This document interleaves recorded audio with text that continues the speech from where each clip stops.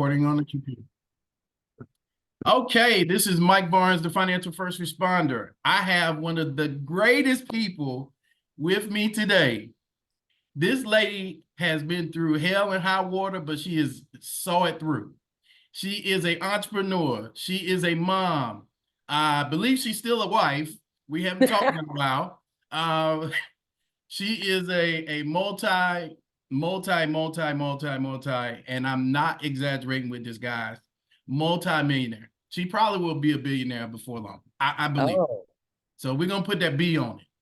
So I have Miss Brittany Bettini with me. Did I pronounce that last name right? Yep, you sure Close. did. Okay. And it is still Bettini. I know we haven't done, we're still together. So thank you very much. I appreciate you taking the time to talk to us today. Absolutely. You know my market. Let me refresh everybody. I by being the financial first responder, I talk to veterans, law enforcement, military, whether they be active, reservists, National Guard. I talk to firefighters. I talk to emergency personnel. I talk to the one percenters because I come from that. And so this lady right here has been helping me, guys, get my, let me be PG, get my stuff together. That's good to know. For a even though this is an adult platform, I still try to cut down on the cussing. So, but because I do have some people that are quite spiritual that listen to me, and they will tell me when I say something wrong. I've seen it. So like aunts and uncles and mom and dad. So I don't want no phone calls. yeah, I don't want those phone calls. But that is the platform that I am working with. And the reason why I have you on today is I have you on to talk about your journey as an entrepreneur, because as minorities, we tend to not always have the same footing as other people. And I'll say it like that. And it doesn't mean that we're trying to bash anyone. We're just trying to bring light to, because you were able to do it, someone else could do it if they have the tenacity and they have the ability to think about their goals and achieving them. So I gave you some questions. At least I hope my associate Ring send them to you. So I'm not going to deviate off of those questions. Okay. I might have one, but yeah, that's an easy one. And for the record, guys, the reason why I'm squinting is because I broke my glasses traveling to Minnesota for a conference the next 3 days. And so in case you don't know, a lot of you, I have to use glasses when I'm reading. And I do have a script, which is on the phone, and I forgot the script. So today was a day. So my first question would be, can you share a bit about your background and what inspired you to start your own business? Actually, so I come from an entrepreneurial family, and everyone in my family owned a business growing up, and I didn't want to do that. I wanted to do the opposite of that. I wanted to go to college and get a degree and get a corporate job because I hated the way entrepreneurs lived their lives. It felt like our entire lives as children were revolved around the business, and I was like, I don't want to do that to my family. And then I had a family and I had a corporate job, and I went through a really terrible domestic violence situation and almost lost my life. And on the other side of leaving that situation, I was broke. I had 2 kids to support with no money and really no idea what to do. And entrepreneurship afforded me the time freedom to be able to have my kids and make a living at the same time. Plus it was so second nature to me. And I was really tired of, I was at this corporate job and I needed money so bad. They were turning my lights off, and I was going to a food pantry and I couldn't feed my kids. And so I would like reach a goal at that company in order to get like a bonus or some type of, earned extra income for doing something they wanted me to do. And then they kept raising the goals because I kept hitting them. And they kept pushing it out further and further, making it harder and harder for me to get that extra money that I needed in order to feed my kids. And one day I woke up and I was like, you know what? If I can make these people all this money, if I can keep getting up and showing up and doing that for a stranger, imagine if I did it for my own business. And so that was really it. I was tired of the rat race of trying to do it for somebody else, and I needed to be able to work with a baby on my hip. So entrepreneurship was the thing. So moms, you moms that are out there, they're busting your butt 9 to 5, doing what you got to do. Maybe you've been in a situation where you've been affected, whether it be emotionally, physically. Here you're talking to a lady right now that has gone through that, and by the grace of God has been able to not only show her children that you don't have to live in a lifestyle like that, because there's a lot of moms out there that probably would want to leave, but they think they have no options. So, from a domestic violence thing, first responders, we see that all the time, and, Absolutely. and sometimes I've been on calls where a person, you know, wouldn't even press charges because they were I scared that they me couldn't get their child care paid for. So since since that situation, I've gone on to do a lot of work with the shelter that saved my life and the organizations that fed my kids when I didn't have any money. And you just wouldn't believe how many people stay for financial reasons alone. I stayed for a long time because of the security of having a roof. And you know what? I may be suffering, but the kids aren't. They're fed, they have toys, they have a roof over their head. Um, and that's, generally what moms do. We're like, right. take one for the team kind of girls. But at the end of the day, it's so much better for them to not only see me out of that situation, but see me thriving. Both of my children want to be entrepreneurs now. I mean, my son sells everything that he gets at school to other kids. He's like the ultimate hustler. And I know it's because of him watching me, just go from zero to everything. And it's cool to see your kids like look up to you. Well, it's important that we teach our children different things, and that leads me into my next question. Like, what are some of the beneficial habits or routines that you've developed? Because we got mentors and we have people that we follow, that you still continue to do to this day as a business owner to be successful. Honestly, and I'm not gonna spit, guru. I wake up at 5 a.m. and do that. And honestly, as first responders, you guys are probably better at that than I am. I just do whatever it takes. Like if and there's no balancing being a mom and an entrepreneur and all the things that you have to, it's just like it's a constant tug of war for me. Just last night, I was at my event venue until 1:30 in the morning, up in a scissor lift, taking down ceiling installations and chandeliers for an event where they didn't want it. I got stuck in my lift at 1 in the morning alone in my building. Like I was back here at 8 a.m. for a women's empowerment event at my building, and I'll be here until 2 a.m. tonight because we have karaoke night and about 100 people coming. And people oftentimes they're like, I don't understand why or how, but I'm building something new right now. It's a baby again. I started a whole new venture. And so like I was like living this wonderful, comfortable life and had this great routine of like sleeping until 11 and going into the office a couple days a week, traveling a lot. And now that I'm starting another new venture, it's like all hands on deck and I'm all hands. So it doesn't matter what I have to do. There's really no routine. Monday, I have to get up and I have to be here, here, and here. And then Tuesday, I have, 15 Zoom meetings. And Wednesday, I'm, decorating in the building. It's really not about the routine. It's just about the willingness to never say no to what has to be done in order to get to the next step. And that's what really differentiates me from people that I've either come up with in entrepreneurship or who have come in and left or failed or you don't fail unless you just don't do what you have to do to finish the job.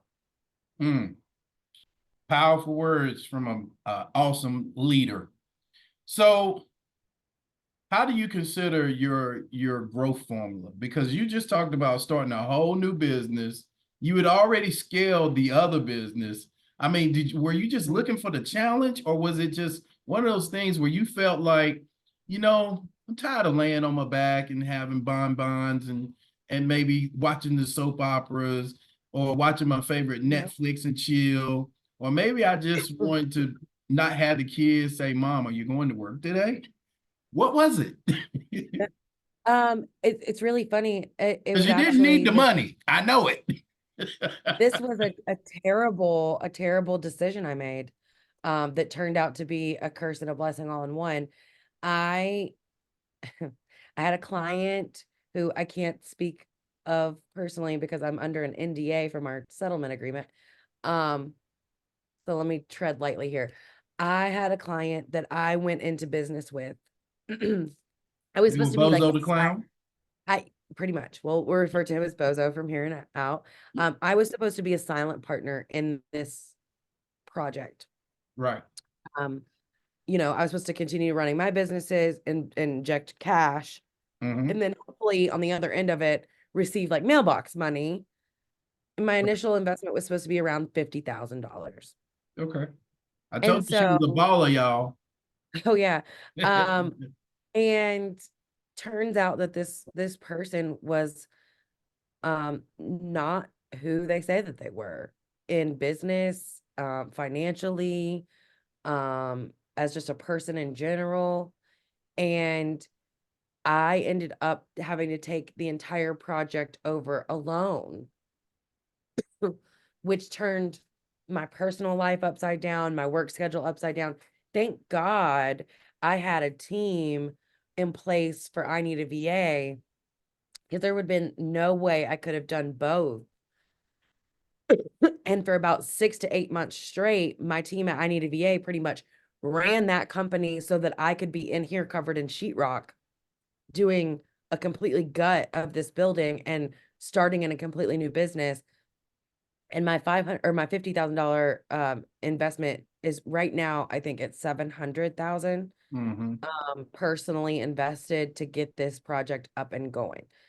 Um, and yeah, I do have kind of a formula when I start a business, but also this business, my business partner was supposed to be the expert in that field, or like, the person who knew that industry. I knew nothing of the hospitality industry, the events industry. I mean, I've had a couple weddings of my own. um, I was three, not alluding to that. three to be exact. I've put together birthday parties and stuff, but I've never been on the back end and owned a venue. I've never had to get a liquor license or, bartend when I'm shorthand. Like, I knew nothing. Um, so really, my formula for success is do what you are really good at and delegate or find an expert in everything that you're not. Because that's the only way, unless you want to just fail through it and fumble through it, unless you have a lot of money to waste, don't do it the hard way. I was blessed because when all of the thing happened with the business partner, the community, because I was very vocal about it, because you just don't mess with Brittany, especially not in my hometown where I grew up. Like, my business is on Main Street, a mile down the road from my high school. Like, that I grew up here. I'm a native. Um, I was really lucky because a lot of the people in my community jumped in to offer advice and help. And I was able to hire some really great employees to start out. But at the same time, I I fumbled my way through, and it's been rough. It's been really rough. I quit coaching during this process. I before the venue, I was a celebrated business coach and was doing it every single day of my life and loving it and enjoying it along with running my other businesses. And I completely cut my program off and haven't taken a coaching client in about 6 months because this killed my self-esteem and gave me the most terrible imposter syndrome for myself because I didn't feel successful anymore. I had gotten to this point where I was so comfortable in my success. I'm making money, I'm coaching people, I'm doing, you know, but I'm one of the coaches that, like, if I can't coach you from a place of I believe in myself, so let me help you believe in you. I can't, my morals and values won't allow me to like lie and pretend and fake coach you like a lot of the gurus out here. Mm, Um, so I that just part. can, yeah, I completely quit coaching just so that I could, number one, invest all of my time and energy here, and two, get back to the point where I built something else. I feel good about what I've done. And now I can share all of that with you unfiltered, so that you don't have to make those same mistakes. So the formula for my growth strategy is just investing in all of the right places, um, which is always, always knowledge or people. Okay. If you can't do the job, so like say for instance, like your business really needs better marketing. I mean, I could coach you on and tell you the formula for great marketing strategies. Or I could tell you, what you really need to do is you need to hire the person who has been doing this for a really long time, who knows exactly what to do, and invest your time for either one, them to do it for you, or two, them to coach you how to do it so you never have to hire anyone again. But just trying to figure it out on your own and trying 50 different things, you're going to go broke. So, um, You might want that's, to repeat that again because yeah, a lot trying of to figure it entrepreneurs do out. that.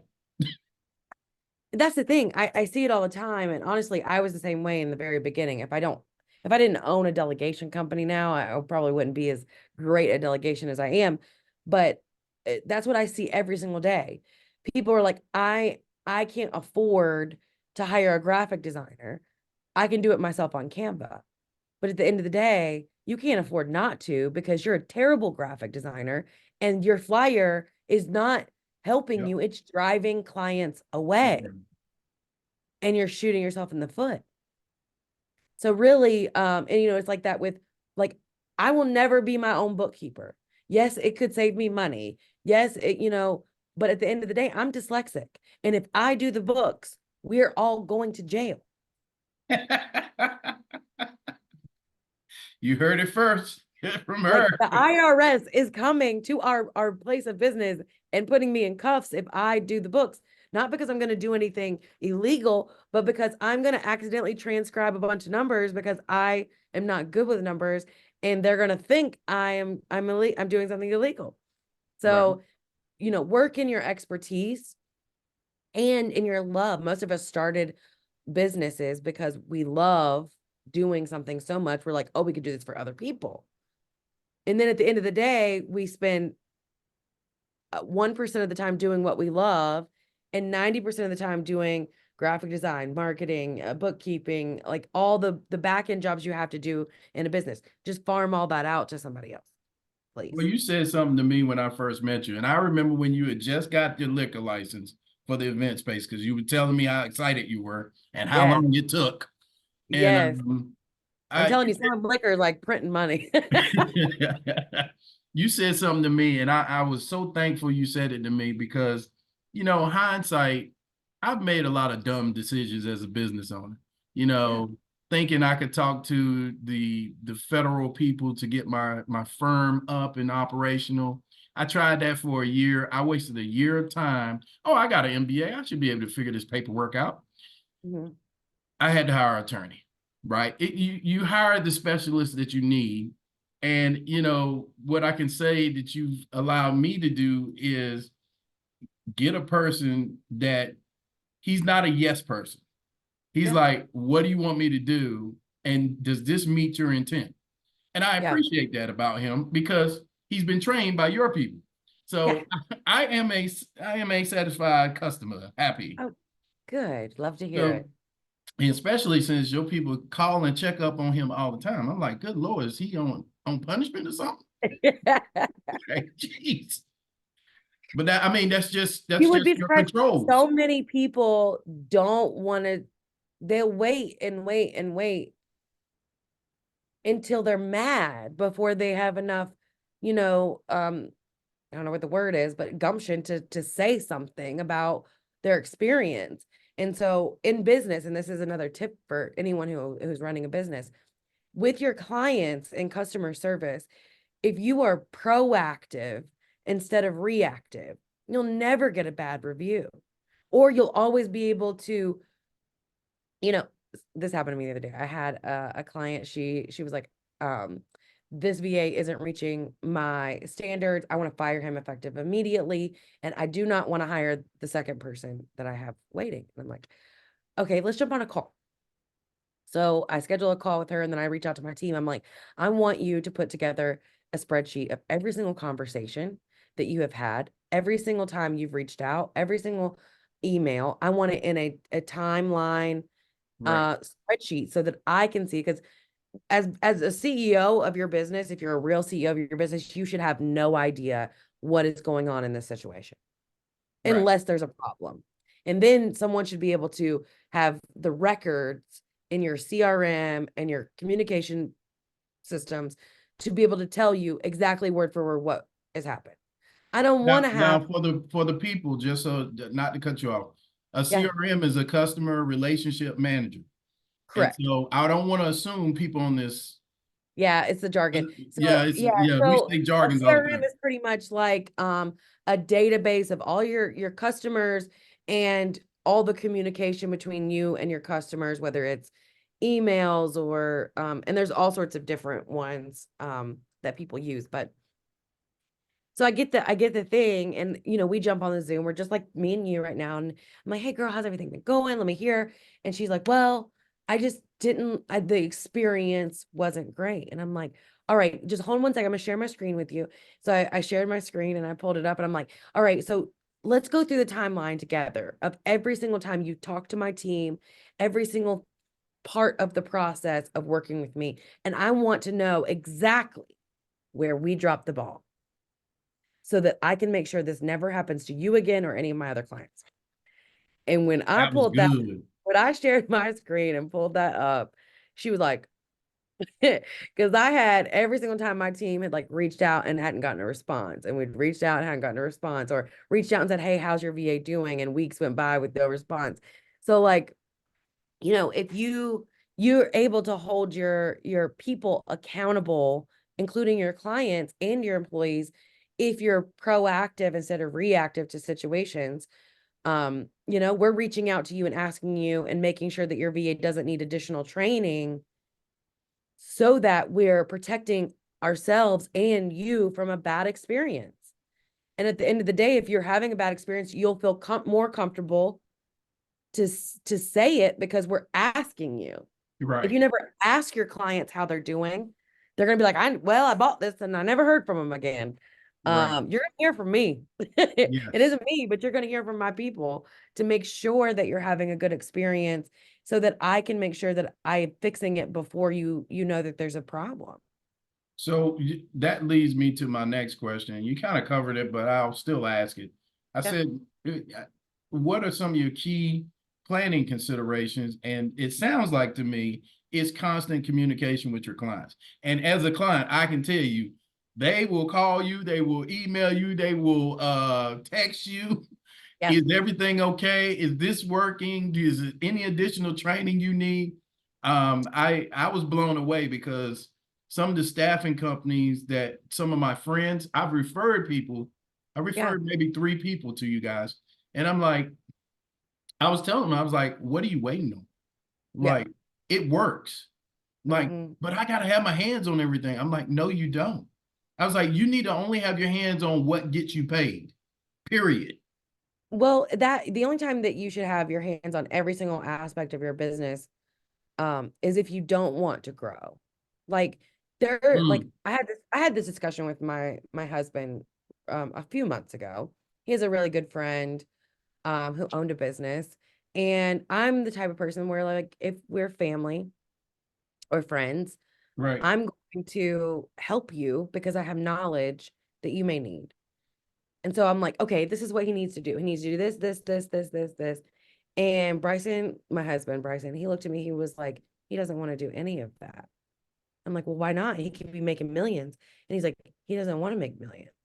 He does this because he loves it, and he doesn't want to outsource or do any of that because he just wants to refurbish these shoes and then, have his hands on them, talk to the customer, send them their shoes, see their reaction.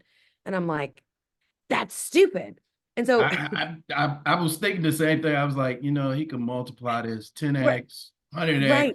So here's the thing, and this is what I've had to learn is, and I have gone through a lot of therapy for this. Um, Not everybody wants exactly what I want or what you want, which is like, grandeur. There's all sorts of different personalities and like types of business owners. So really that's the first thing that your plan has to be. What is the end goal? Right, And every single thing you do from here on out, if that's the end goal, then you have to move as that person at the end goal. Like you said, billionaire. If I want to be billionaire Brittany, I have to act as a billionaire right now. right, Um, as far as certain things, I mean, I can't like go jump on a private jet and fly to the Galapagos and lead my business right now, but I have to be thinking and acting as if and moving in that direction at all times. And that definitely, in my case, involves delegating every single task away at some point or another. So my plan is, okay, I get this going, and then I create the SOP, the systems and processes of how that task is done so that anyone can do it. So if you walk into my business running my bar, every single thing behind that bar is exactly as if I were back there doing it, because I have, it's all laminated, and it's like you go to McDonald's. If you've ever worked at McDonald's, then this makes perfect sense. Every single burger at McDonald's on the East Coast tastes just like the one on the West Coast. right, Because a 14, 15-year-old kid can walk back there, and if you can read, you can make a Big Mac. right, Tells you exactly how portion and exactly where, to put it on the grill and when to flip it. And there's a button to press, and that's how long the fries stand. So everything is supposed to taste the same. And that's how you need to think about your business. I think about how billionaires run their businesses when I'm setting my business up. right, I think about how the customer service, like when I'm doing constant research everywhere I go. If I go into a store that makes billions of dollars a year, I am noticing where things are placed, how their customer service is run, what type of, signage. Like I take note of every little thing. I have a problem now because of the venue, that every single restaurant we go to, I look up at the ceiling. Do they have a sprinkler system? I look over here. I'm like, do they have this behind their bar? How mhm, many taps do they have?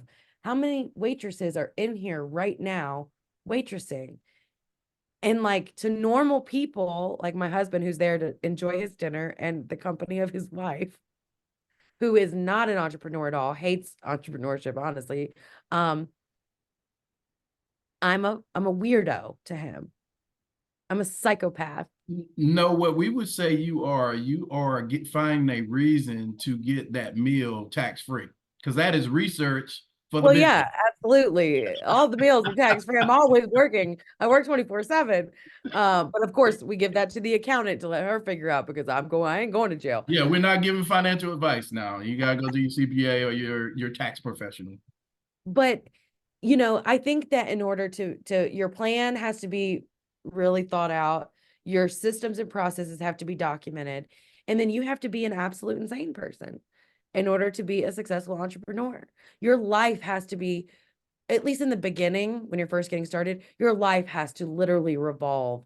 It's like growing a baby. It's like raising a child. You have to lead it and show it where to go and how to, like, it can't feed itself.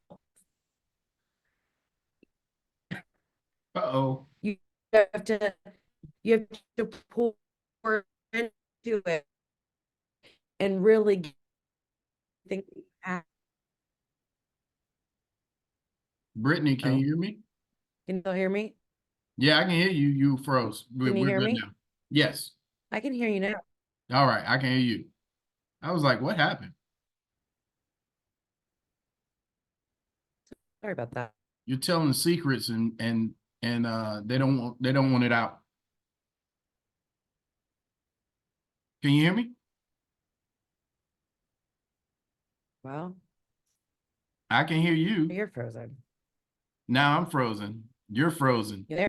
Everybody's frozen. There you are. Go. All right. And we're back. And back. So you're talking about something that I had a conversation with my wife. Um, I don't know if I want to put this out right now, but I guess I will. So we're in the process of buying a franchise. Okay. And so we're looking at site selection, doing some stuff like that. I haven't even told some of my family members. So Yeah. Well, if they surprise, guys. surprise, but and we'll talk offline what it is, but that way I'll let them think about it. But even my wife, now that she was an entrepreneur, but she still had a full-time job as a personal trainer. And Hmm. now that she's actually jumped in that hot seat, oh boy, all of the meetings, the checklists, and everything that we're supposed to do to stay on track to development, she is on. Yeah. I've been married 30 years and I've never seen her like this before because she's found something that potentially it's like having a baby, like you Yeah. just said. It's you're having to grow this baby, especially when Absolutely. they give you a timeline to get funding, do all this other stuff that you got to do. It's Franchising, I think franchising is one of the smartest decisions a business owner can make, especially because they give you the blueprint of an already successful concept. And really it is a cheat code to business owning, is owning a franchise, because all the stuff that you do to get like your own concept up and running off the ground, they've already done the legwork on. I might be using some of their content. Oh yeah. Yeah, So usually they have the whole marketing plan for you, or like sometimes they even do the marketing for you. Like, McDonald's commercials, a yes, franchisee doesn't you have just pay to, into it. you They just pay into it. and they do it. Right. Ba da ba ba ba. Like they don't have to worry about none of that. Yeah, you're not gonna get any McDowell's. Yeah. For those of you that watch Coming to America. Yep. Love So it. that brings me to this, like, how do you approach building a legacy? Like you got kids or children. I have children. I don't want to say Yeah. kids because that's baby goats. We have Yeah. children. We have humans. And when we talk about building a legacy, they don't really see what we see. Like they don't see how our parents had to struggle, how, both my parents have PhDs, but we like to say piled higher and deeper. It's really Yeah. not piled higher and deeper. It's like poor, humble, and depressed. So Hmm. I I'm with never that. I never wanted to go get a PhD, even though my mom wanted me to. Yeah. Um, and I don't have anything against education. What I have a problem with, and I'll say this publicly, because I was an educator, you have people who regurgitate stuff in books, but they can't teach you how to actually do it. And so people ask me, well, why do you pay for a mentor? And I'm like, well, mentors are supposed to be free. Well, all the mentors I know that have made money had to pay somebody, because those Absolutely. people who pay attention. And Hmm. so I was listening to another podcaster, and I'm not going to say his name, but he was like blasting some people that I knew. And I was like, he was like, all of these coaches, these fake gurus and all this, they say they're coaching. I'm like, yeah, but they got people making $1 million Absolutely. in a day, Oh. or they have success stories back to back to back. So you The only can, thing I tell people is like, if you're going to hire a coach or a mentor, you make sure that they have a business other than coaching and mentoring. right, that part. Like, if you're going to teach me something, I want to know that you actually did it. That's all I care about. Yes, exactly. And so we find that that's hard. But going back to this legacy thing, do you feel like your children, you talked about them wanting to be entrepreneurs. Do you feel like them wanting to be entrepreneurs is a part of your legacy? Because we can want for our children something greater than they want. But Right. I even told my daughter, I said, hey, I need you to go get licensed. And she was like, I don't know if I want to do that, Dad.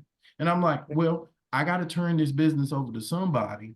And your Right. brothers right now, that's not in their wheelhouse. I know you though, because I used to Yeah. have you on sales calls with me when I worked at MetLife.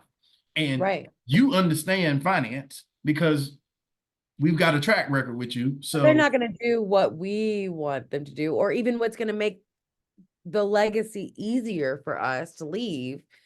Um, so what I'm creating and the way that I leave a legacy is, and I do this for, and I tell this to all my clients. If I were to leave this building today and get in a horrific car accident and die, the legacy is that my family could mourn me and never have to worry about where their next meal is coming from, or where they're going to lose the house, or who is going to pay for my funeral, because the business doesn't stop if I'm not here. right, And they don't have to do anything. Like, they don't have to be me.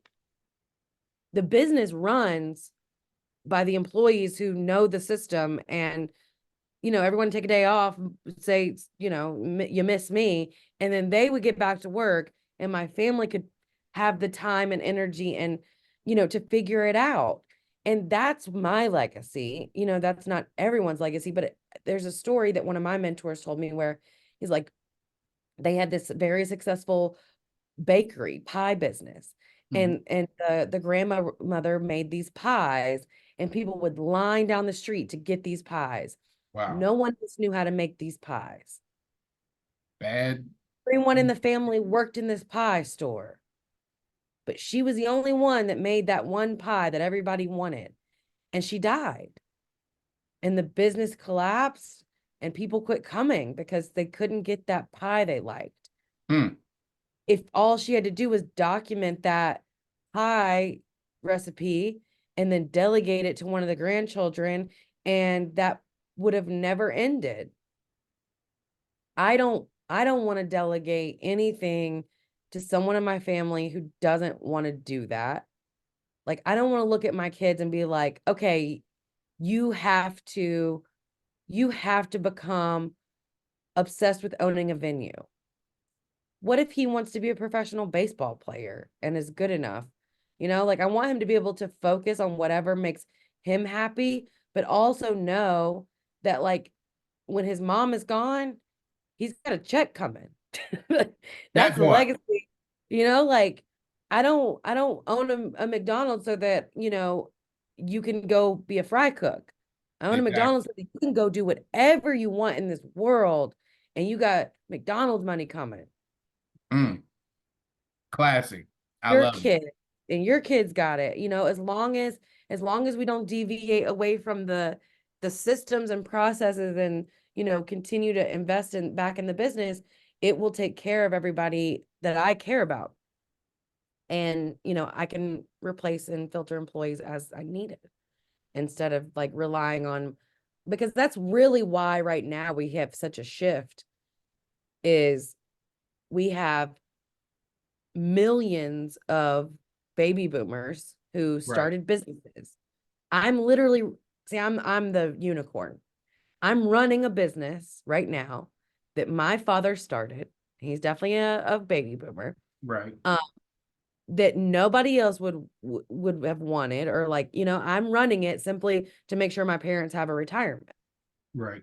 We have all these mom and pop shops and janitorial companies and auto body places, and that their kids did not grow up to be janitors and auto body people. And Right. so they've got this business that they either are trying to, one, sell because it's not structured correctly. That part.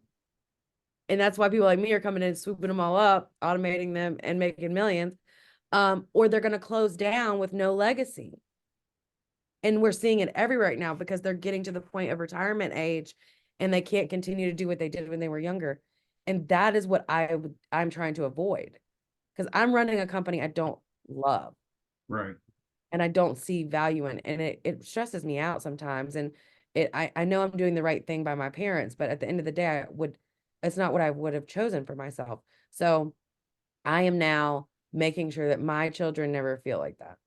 That's my I'm plan. dealing with that as well. My father is not doing well, and I Hmm. was just in North Carolina actually Monday for my aunt's funeral. Oh, I'm so And sorry. so thank you. So, one of the things that I have to do is I have to work with the family, because the type of business that it is, you can't just come in and run. You got to have a license to do it. Right. And I asked him man to man. I said, Dad, what do you want to do? He said, I think I'm gonna sell. I said, okay, all right, well, let me work out what needs to be done, because I know I live too far away, and plus I don't want to take the time to do that particular license. My Yep. sister and brother have no ambition to do it. And so, we now have a business that we have to um exit. And so my next question to you was, how do you plan your strategic exit for your business? Like, are you preparing for that now? Are you saying, hey, I'm gonna work it until they roll me out? So, number one, I would have someone else handle that. I would hire a broker to help me structure it, make sure that the deal was good. But also,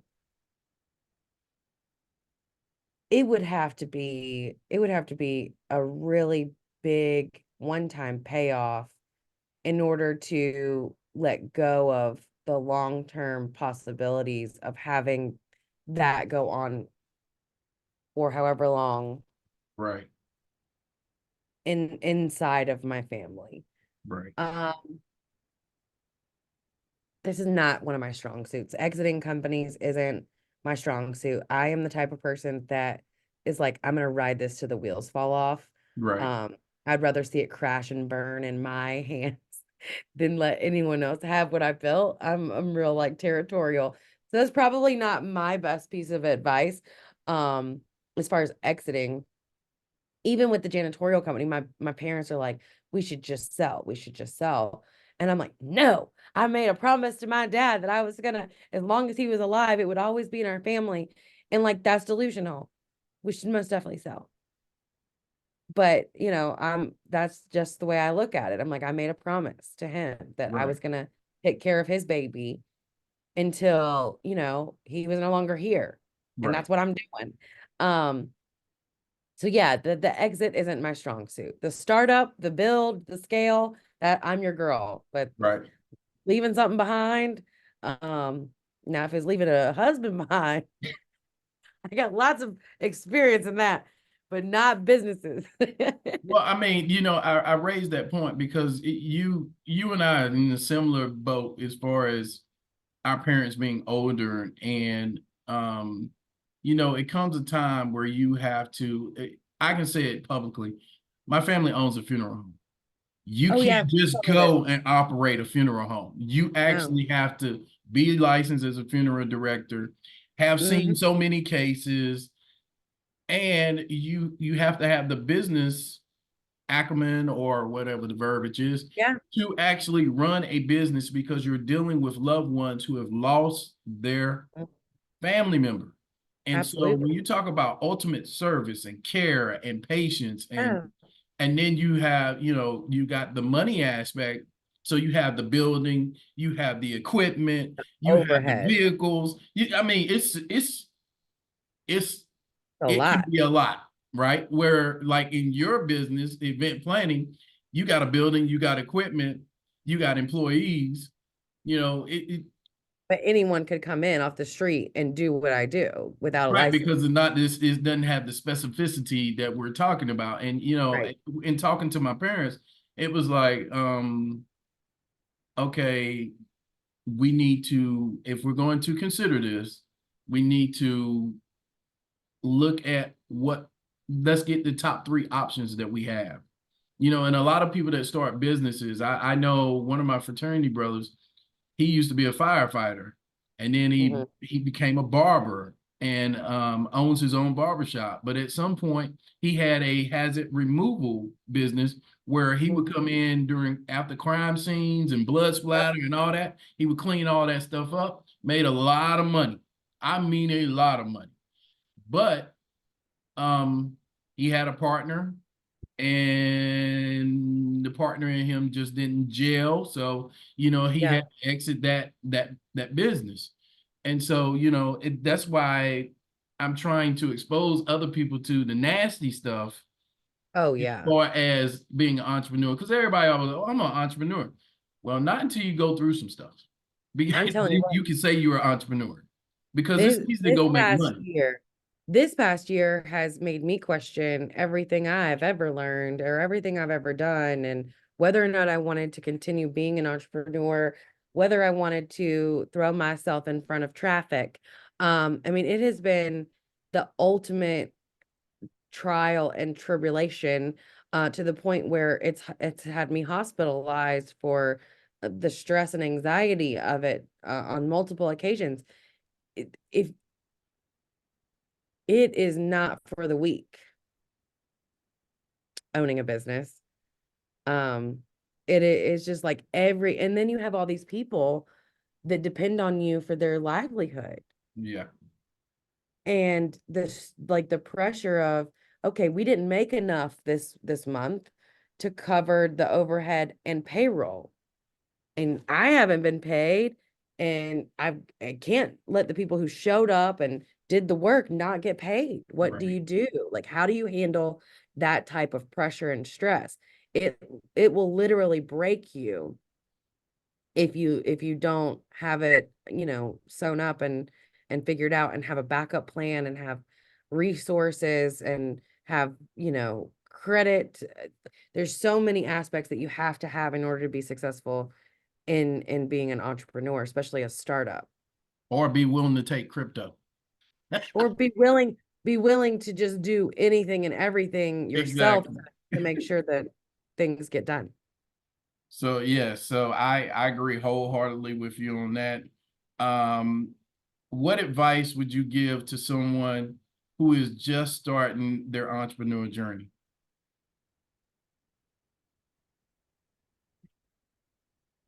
The most important thing, I guess, um, market research.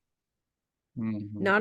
Not enough people really take the time to figure out who, where, what, is what you're trying to do needed? Are there other people that really, value that? And how are the big guys who are doing this, how are they marketing? How are they presenting themselves? What is the value of your company that you're going to lead people back to you? The research behind starting a business is where most people either get lost and then never start, or they just don't do it and then they falter because they haven't done it. You have to, and now I delegate it. There's someone on my team that's their whole job. I'm Market never looking at research.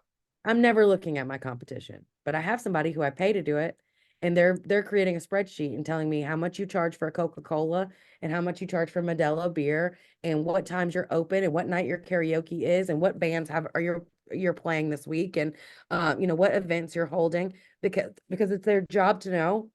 But it's my job to make decisions based off of what I know and what I've learned and what the community is doing around me in this business. But Right. the same thing with my VA staffing company.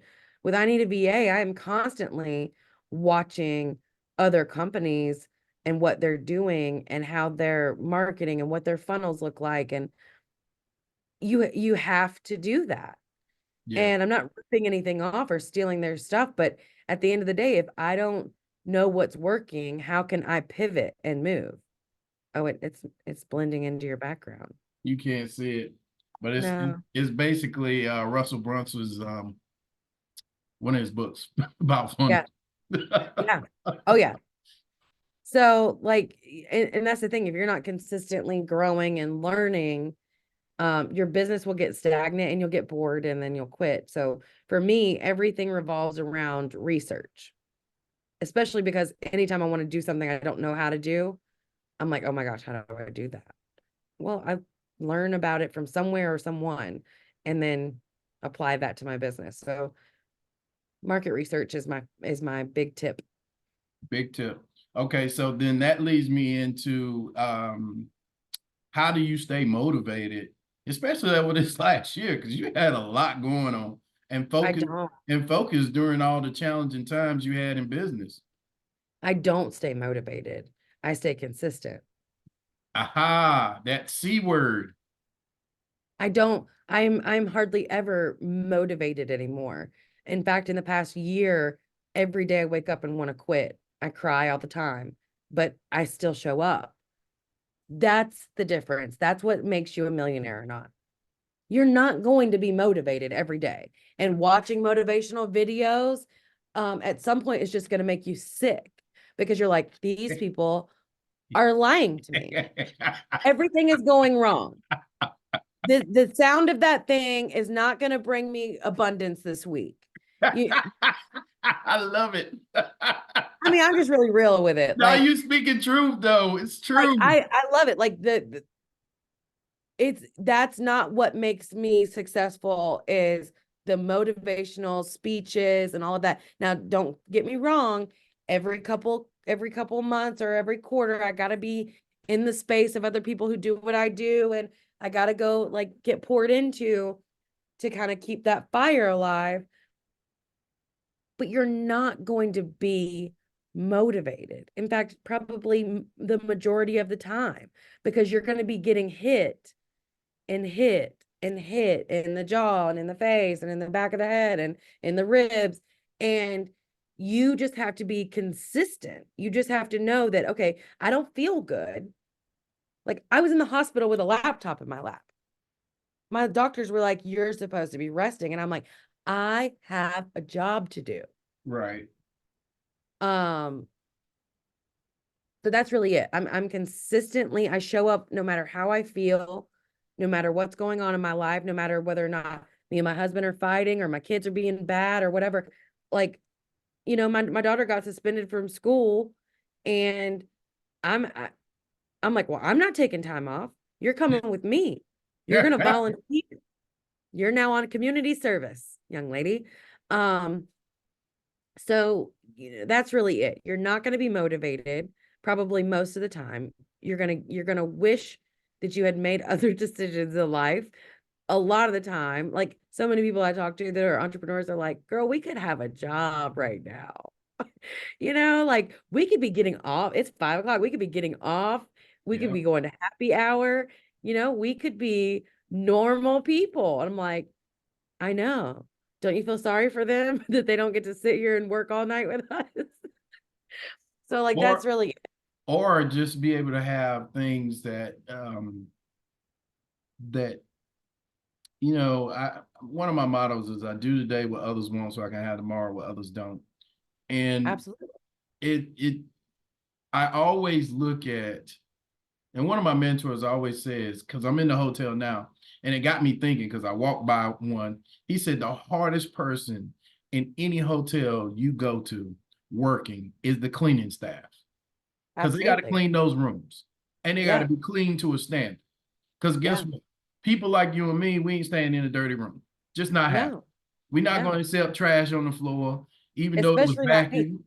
vacuumed. Right. But I hold everybody to a cleaning standard because of the janitorial company. I'm like, yep.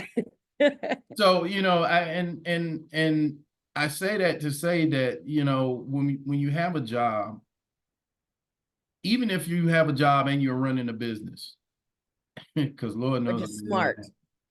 I've been doing that for a while. People Smart. always say to me, you don't get enough sleep. When you gonna sleep? When I'm dead. Like, I don't know what, like That's it'll be literally my times I'm life. home and my wife will be like, are you coming to bed? Or I'll go to sleep on the couch to wake back up to do something. Because in my mind, I'm like, I got to get to a point. That's another big tip. Don't listen to what anyone in your family or close circle of friends says about what you're doing. If they're not a successful entrepreneur, do not take advice from anyone who you would not trade places with. Do not Especially take advice from anyone that you like recently. And my mom's an entrepreneur, was an entrepreneur, but she did things a whole lot different than what I would have done. And so I was like, I learned to bartend right. because number one, I can supplement my personal income right now because I'm not taking a paycheck from this business and I'm taking the profits from this business that is booming and dumping them into this project. So like Mhm. big millionaire Brittany is like reinvesting every single dime that she makes for the past year into this new business. So I'm like, if I bartend, which number one, y'all, is so fun. Um, it's like so I'm an adrenaline junkie. I love fast cars, high pace. That's why I love entrepreneurship. But apparently, bartending is like, whoa, it's like the ultimate adrenaline rush if you have a big crowd of people.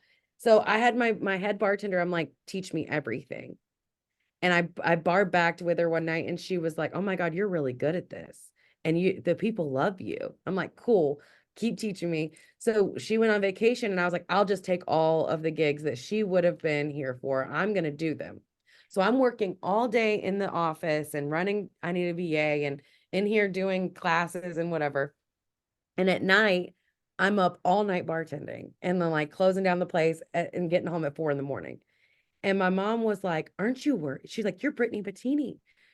Like, aren't you worried that they're gonna think something's wrong with you that you're bartending?" I'm like, I don't give a damn what those people think.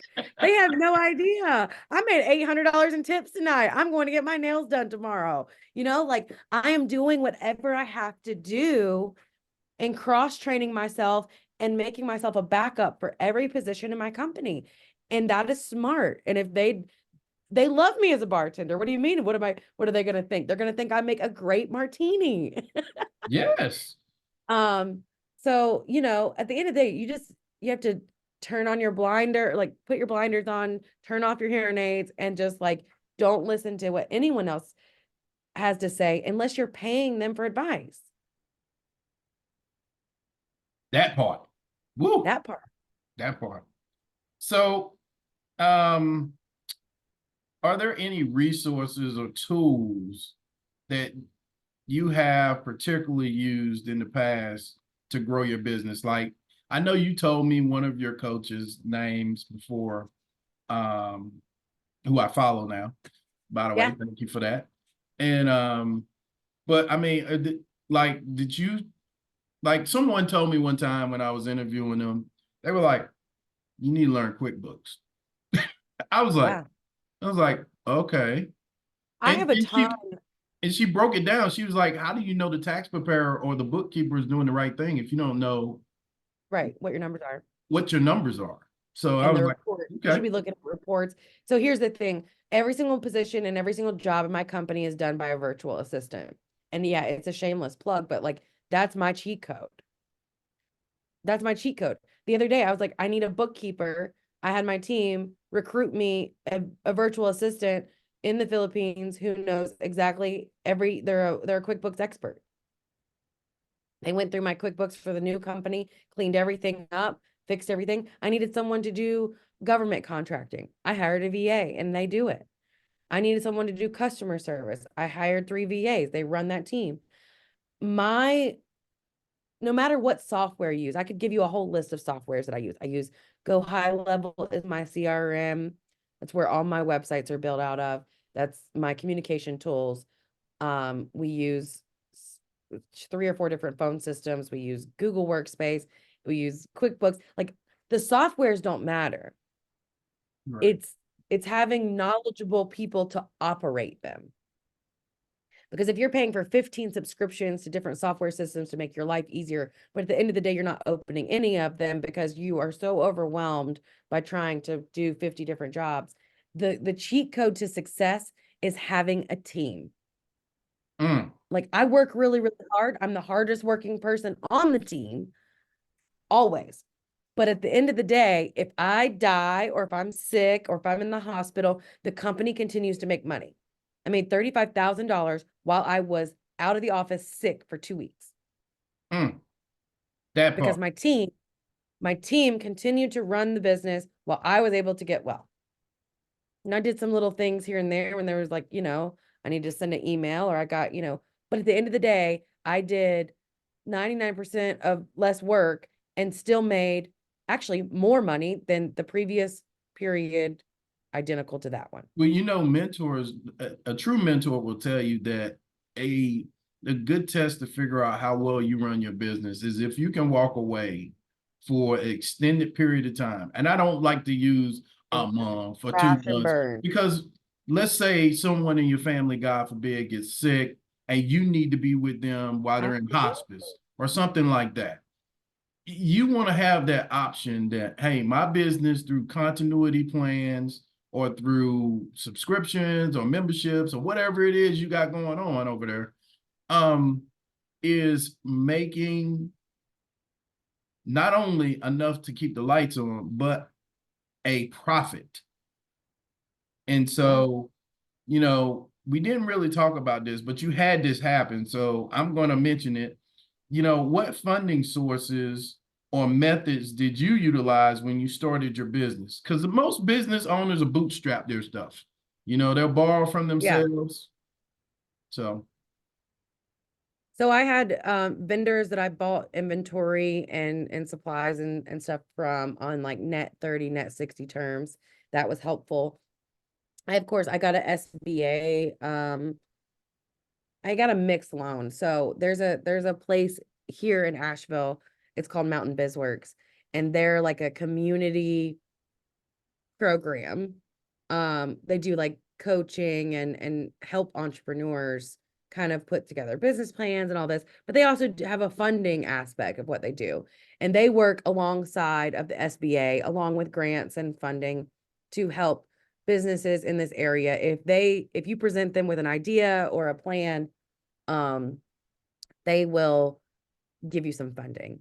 About 100,000 came from them. It was like a mixed loan. I think 40% was from SBA and the rest was from them. It was really helpful. Of course, business credit cards are always great. You yes, can hide that debt off your personal, as well as 0 interest for the first year, which is always nice. And then, of course, I invested a lot back in. So when I made profit, it immediately went back in on both companies. And honestly, this place wouldn't exist at all if I hadn't already built. So a lot of people try to run multiple businesses at one time, but they have 0 really successful, profitable businesses. that part. And what I'm really good at is building a business, scaling it so that it can support me and the other business before I start something new. If my new business makes $0 this month, the overhead and the payroll is not a problem because this business can pay me and I can put that money in here to continue to develop new things. As the Um, young folks say, so you spitting bars there. yeah, I need a VA is the reason that the main event is open and running. 100%, because anytime I couldn't cover payroll or anytime I needed to pay a contractor or whatever, I just pulled from there. That's powerful. And, yeah. So that leads me to my next to last question. Can you share any challenges or obstacles you had or you faced when you were trying to secure funding? Because we don't want to make the assumption when I'm talking to people, they're like, well, she must have had perfect credit and she must have she had, I need a VA money coming in. I don't have any of that stuff. Could you give them Right. some type of advice, like if they're starting out? So we'll go way back. So 8 years ago, like I said, I was at a food pantry. My credit score was 430 some odd number. Was somewhere in the 430s. And I couldn't get approved to purchase a piece of gum on credit, no less a business loan or anything like that. So in my original plans and goals to get my life back on track after that tragic marriage was to fix my credit. So I invested and I was working like a job, making a paycheck. And I invested a lot of money and time into not only repairing my credit, but learning about financial literacy, credit, and all of those things because I had no idea. Um, Ultimately, that's what my first business was. I sold my credit repair company, but that was my first business. I had a credit repair business because I was so crazy about it after doing it for myself that I was like, oh my God, everybody needs this. And I was able to help a lot of other survivors of domestic violence as well. Um, so I didn't just have it all in the beginning. Now, yeah, of course, I can pull from my successful businesses and do whatever I want. Right. Um, and dump my money wherever I want it to go. But back then I had nothing. I had no car, no house, nothing to rub together to make something happen. And I had a laptop. It was an old used MacBook Slim or Light Air. I don't know. The MacBook Air is like really skinny. That I bought on eBay. Mm. Um, and I got a bond, which cost me $500. No, the bond cost me $300. I borrowed that from my husband because we don't do joint bank accounts. Mhm. After my domestic violence thing, I'm like, no, we're just going to keep everything separate. So I borrowed $300 from him. I used his credit card and I got my bond and I got some credit repair software. It cost me like $250.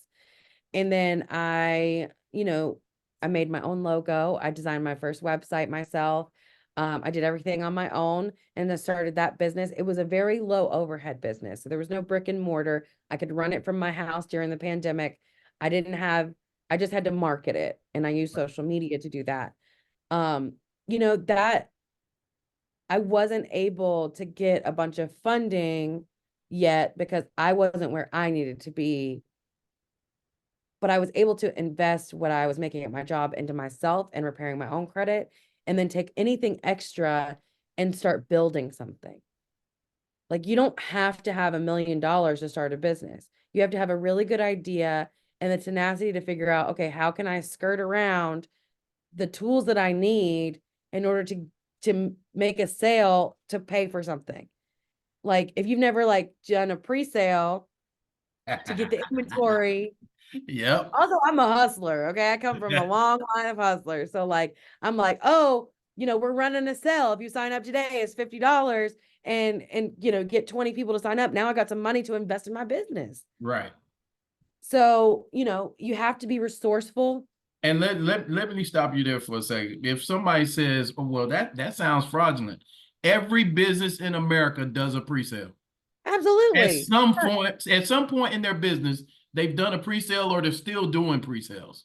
So Absolutely. It's definitely not fraudulent unless you don't deliver on the back end. That's the thing. I've been in business for what, 7, 8 years now, and I have no bad reviews because even the people that had a bad experience with me, I either gave them a full refund or made it right. Because at the end of the day in business, your reputation is everything. And, for me, I was running my parents' business as well. So not only was my reputation, it was their reputation and everything that they had built. So I have a really big, strong moral compass when it comes to business. If you're not happy with me, even if you're a problem customer, I will literally give you your money back before I'll let you talk shit about me. Excuse my French. Like, you ain't talking about me dirty. Unless I have your money and you didn't get what you paid for. So if I'll just give you your money back and now you are happy and whole again. And Um, take this from experience. I paid an individual for a coaching course, paid him $10,000, and it was never followed back up with me. Individual said, "Hey, I refunded it to your credit card company." Credit card company says, "Oh no, they didn't."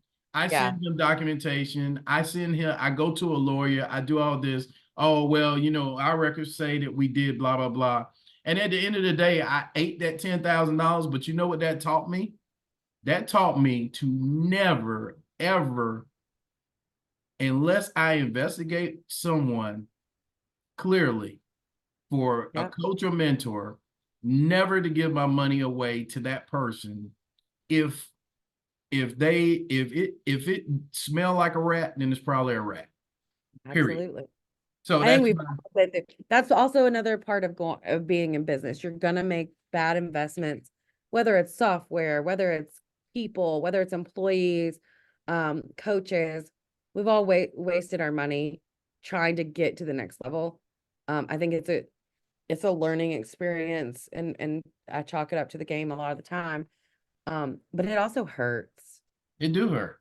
Oh Hurt in God, their pocket. it hurts. So it's like being gutted, like that feeling in the pit of your stomach of, oh my God, if you only knew how hard it was for me to make that $10,000 that you just stole from me. Yeah. Like it is heartbreaking, but a lot of heartbreak in business makes you a goat at the end of the day. Well, one day I'll be a goat.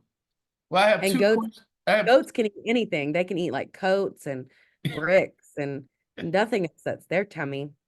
Yeah. So now the question that I didn't put on or have Ren send you was, we talk about branding. How Mhm. important is it to brand yourself? Whether you Oh, have a service or a product, you tell me, because I know you brand the heck out your businesses. um, well, here's the thing. People fall in love with people, not things. They don't fall in love with logos. That's why every single business that's big has some type of person, animal that you fall in love with. Geico's got the gecko. Uh, Verizon had the "Can you hear me now" guy. Even Subway had the Jared guy who turned out to be a creep. But um,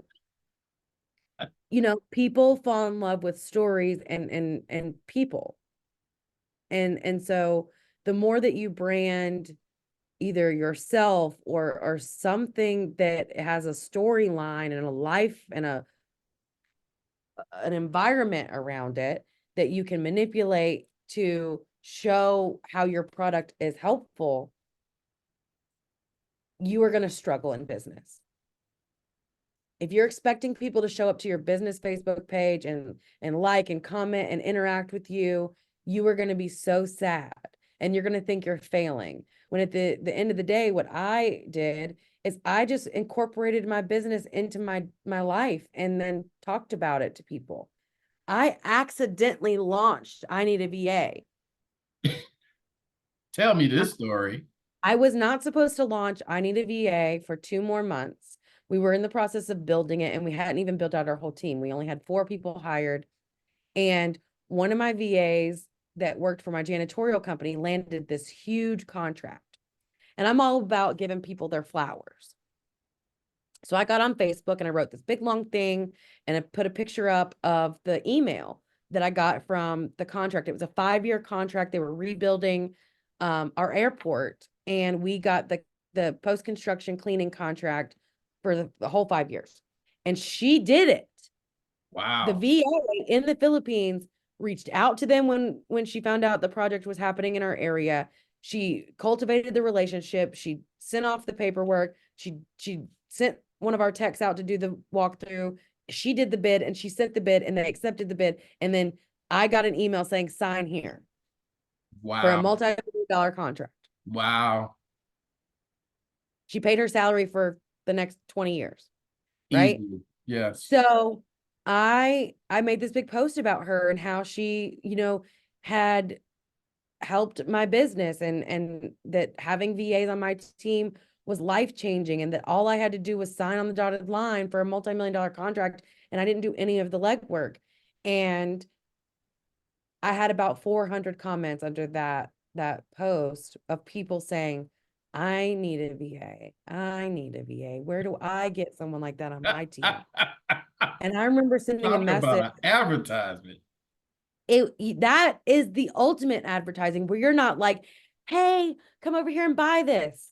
Right. You're literally just showing how what you do or how what your product does has changed and affected your daily life, or you have someone else. That's why influencer marketing works so well, is because real life people are saying, oh my God, I love this lipstick. It's so great. So I sent a message to my team. I said, we're moving up the launch date. And they were like, okay, miss, to when? I said, Today. right now. I said, I'm going to need the link. Send me the link. And they were like, what link? I said, a payment link. We're about to start taking clients. And I love it. I went down under every single one of those things. And on day one of launching our business, we signed 13 clients. Woo. It was crazy. Wow. It was insane. And I went on to become like my mentors, because I started the company under a mentor, and the whole like blueprint for the business. I bought the blueprint for how the business was run. And I went on to become like his guinea pig, or like, like biggest success story, was because I followed his blueprint one, but also I became really good at, and I actually believe in what we do, because I use VAs. Right. VAs run all my businesses. It's so easy for me to tell you, you need a VA, because number one, the name of my company is I Need a VA. How thoughtful is that? But two, you're watching me use my product every single day. Every time you schedule an appointment with me, you're talking to a VA when they confirm Shout your out to appointment. Pauline. Like every single aspect of your interaction with me is a VA up until we're face to face. I've already sold you before we got on the call, because you know it works. You just experienced it. Wow. So, yeah. So the last question I'm going to ask, and then I'm going to cut this recording. Okay. Um, Looking back over your 8-year journey, and I don't want to say life, because Yeah. I'm a firm believer that what doesn't kill us makes us stronger. And what we learned yesterday doesn't necessarily take us all of the way to where we're going to be today.